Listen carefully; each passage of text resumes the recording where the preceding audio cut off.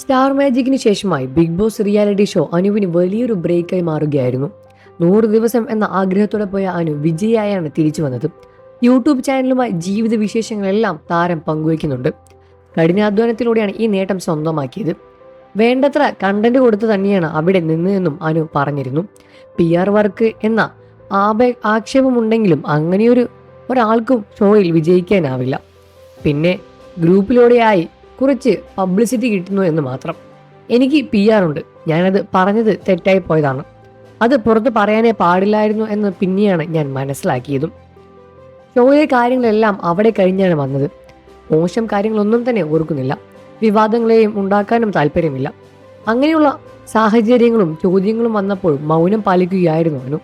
ചോദ്യങ്ങൾ ആവർത്തിച്ചപ്പോൾ താൻ ഇതിനെക്കുറിച്ച് പറയാൻ ആഗ്രഹിക്കില്ല എന്നും പറഞ്ഞു. ഇപ്പോഴിതാ ഷോയ്ക്ക് ശേഷമായി അഭിഷേകിനെ കണ്ട വിശേഷങ്ങളുമായി എത്തിയിരിക്കുകയായിരുന്നു അനു. അതെ, ഷോയ്ക്ക് ശേഷം ഞങ്ങൾ ഇപ്പോഴാണ് കാണുന്നത്.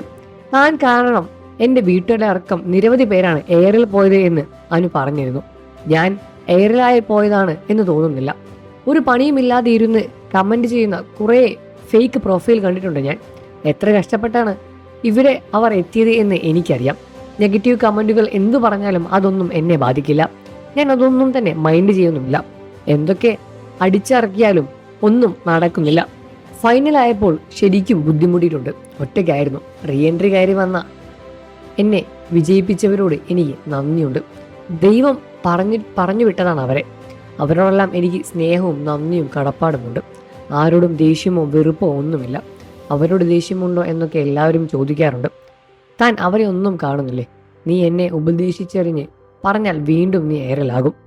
ആളും തരവും നോക്കി സംസാരിക്കണമെന്ന് ഇവൻ എന്നോട് പറഞ്ഞിരുന്നു. ഒറ്റയ്ക്ക് നിന്ന് കളിക്കാനും പറഞ്ഞിരുന്നു. ഞാൻ അങ്ങനെ തന്നെയാണ് കളിച്ചതും.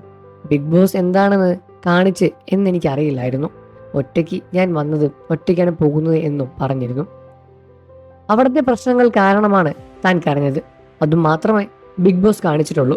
എപ്പോഴും കരയുന്നത് കണ്ടിട്ടാണ് ആളുകൾക്ക് എന്നോട് വെറുപ്പ് തോന്നിയത്. അതിനു വേണ്ടി തന്നെയാണെന്ന് തോന്നുന്നു കരയുന്നത് എടുത്ത് കാണിച്ചത്.